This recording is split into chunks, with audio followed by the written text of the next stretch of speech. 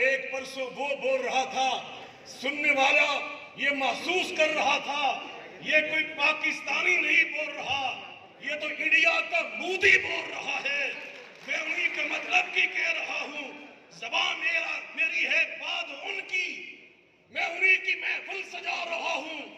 چراغ میرا ہے رات ان کی، شہر گجراں والا شہر پاکستان کا، شہر پاکستان کا، عوام پاکستان کی، نام پاکستانی جماعتوں کا، لیکن جس کے مطلب کی کہی جا رہی تھی جنرل قمر جاوید باجوہ کو للکار کر، تو یوں لگ رہا تھا یہ کوئی فرزند پاکستان نہیں بول رہا، یہ تو کوئی مودی کا یار بول رہا ہے۔ اور وہاں افسوس ہے ان لوگوں پر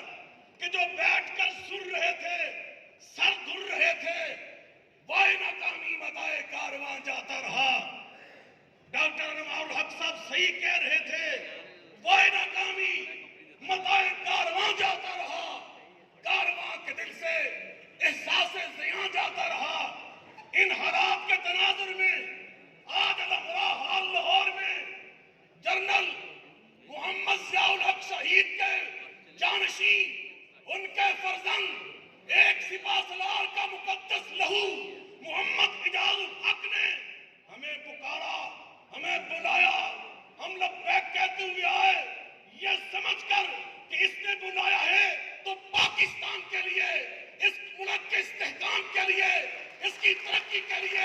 اس کے استقرار کے لیے، اور ہمیں بلایا ہے پاک فوج کے شہیدوں کا دفاع کرنے کے لیے۔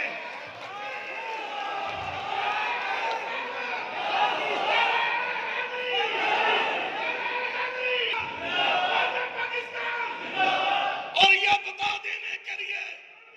یہ سارے فرزندان اسلام، یہ فرزندان اسلام آپ کی ایک پکار پہ لبیک کہتے ہوئے اس لیے یہاں پہ جمع ہیں، یہ بتا دینے کے لیے پاکستان کی دھرتی پر پاک فوج کے جنرل تو جنرل ایک ادنا سپاہی کے خلاف جو بکواس کرے گا اس کی زبان بدھی سے نکال دیں گے۔ یہ ملک ہمارا ہے، یہ وطن ہمارا ہے، یہ گھر ہمارا ہے، یہ دیش ہمارا ہے، یہ دھرتی ہماری ہے۔ اس دھرتی پر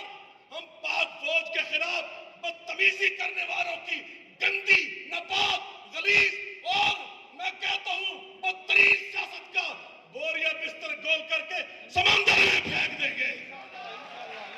محمد اجاز